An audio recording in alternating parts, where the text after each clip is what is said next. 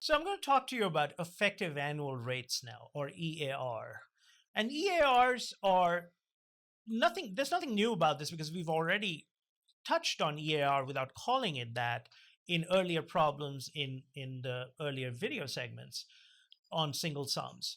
An effective annual rate is a simple way for you to compare across rates from different lenders. So, a lot of lenders may have rates that vary in terms of APRs, the annual percentage rates. Even if the annual percentage rates are same, the compounding frequency could be different and other things could be different, which make it very difficult to compare the rate quote from lender A with lender B, C, so on.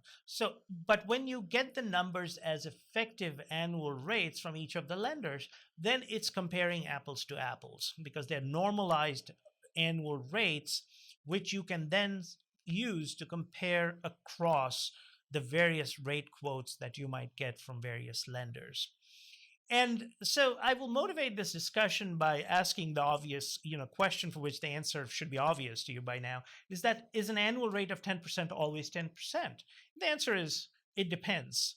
Depends on whether the compounding is annual or more frequent than annual. So under annual compounding, yes, 10% APR equals 10% EAR, but only in the special case of when the compounding frequency is annual.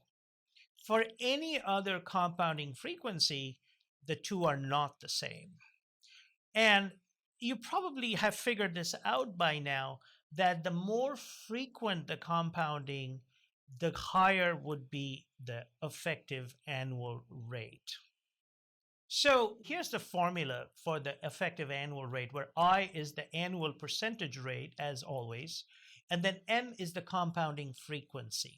So the effective annual rate will simply be this formula. You can just simply plug it in, and let's put this into practice right away. So what is the effective annual rate of interest for a loan that has an 18% APR compounded monthly?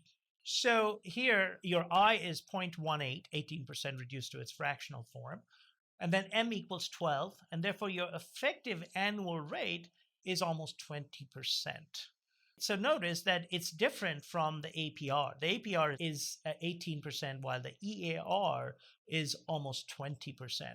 And the reason for that is because of the compounding frequency, that the effective rate is greater, fairly significantly greater than the APR. So here's another example for you to test out your ideas here that you learned. Which of these, the following two possibilities, gives you a higher return on your investment? A, 4.9% compounded monthly, or 5% rate compounded semi-annually?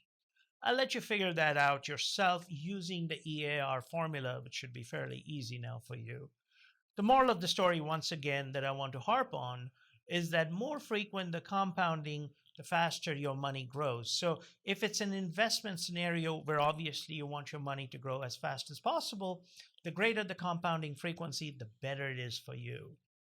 If you're, of course, on the other side of the coin and the lender is imposing this on you, then obviously it makes the loan that much costlier for you when you're at the receiving end of this. So there, of course, your incentive will be to have the compounding frequency as low as possible or as high as possible, depending on, you want it to be ideally like an annual rate, right? Because that's where the growth of money or the cost would be lowest for you. So keep those things in mind as we move forward.